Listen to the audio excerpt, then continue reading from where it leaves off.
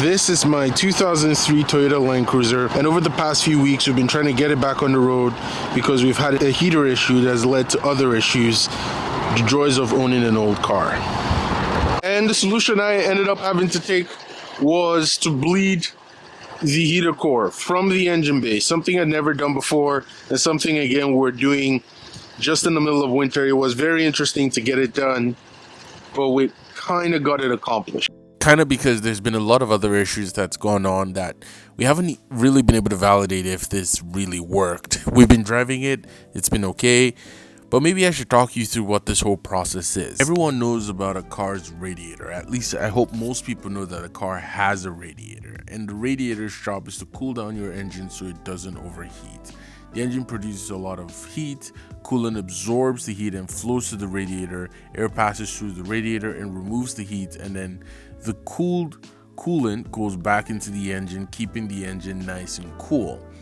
However, many people don't realize that there is a radiator inside the cabin, at least something that acts like a radiator, to the heater core, which is basically a small radiator inside the dashboard. Now, hot coolant from the engine flows through the heater core.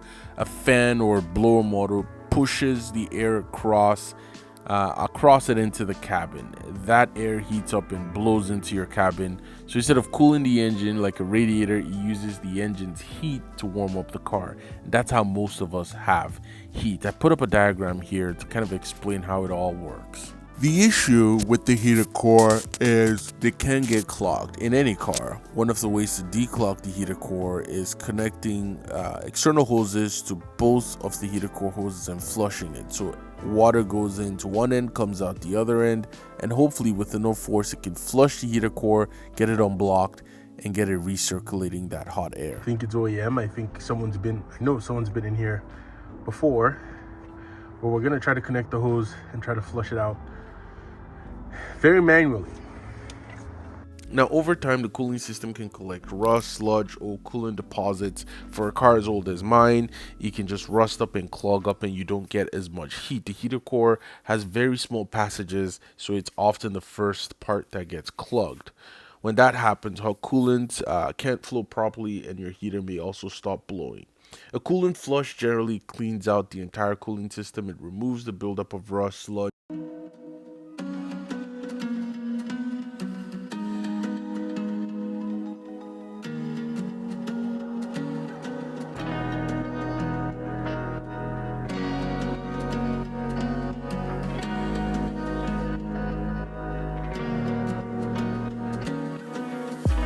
All right, so it took a while, but I think I've got it set up. The sun's almost down.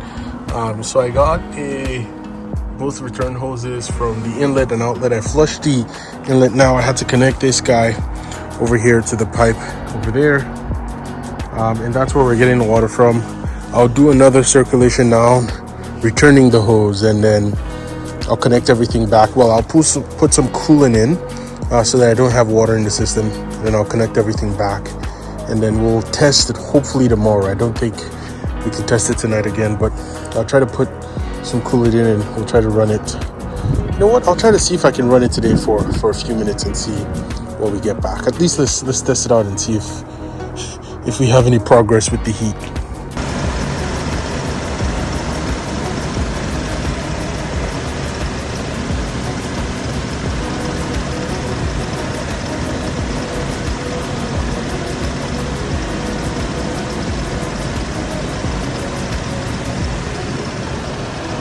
I thought since we're flushing the heater core, we might as well just change the filter, or the cabin air filter as many people know it.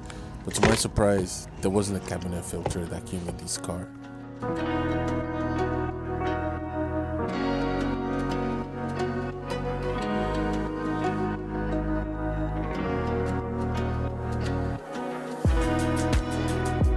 So today I'm trying to do two things. I'm trying to find the blender actuator. I can't find anything online, and I'm trying to change the cabin air filter. The video I watched, there should be something I could remove here to reveal the cabin air filter, but I haven't had that luck.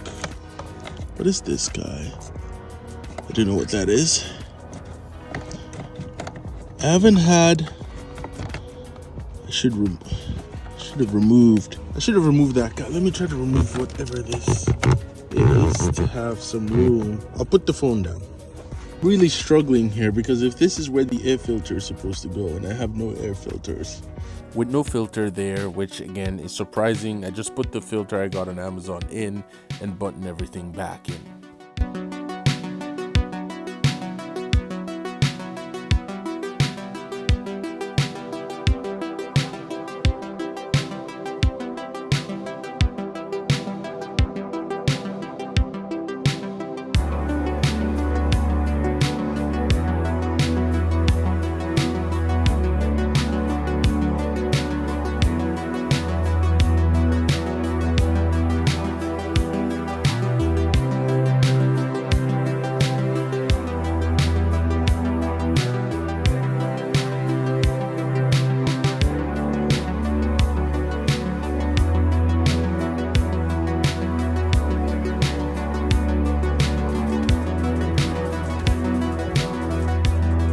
Okay, so I have to finish it here.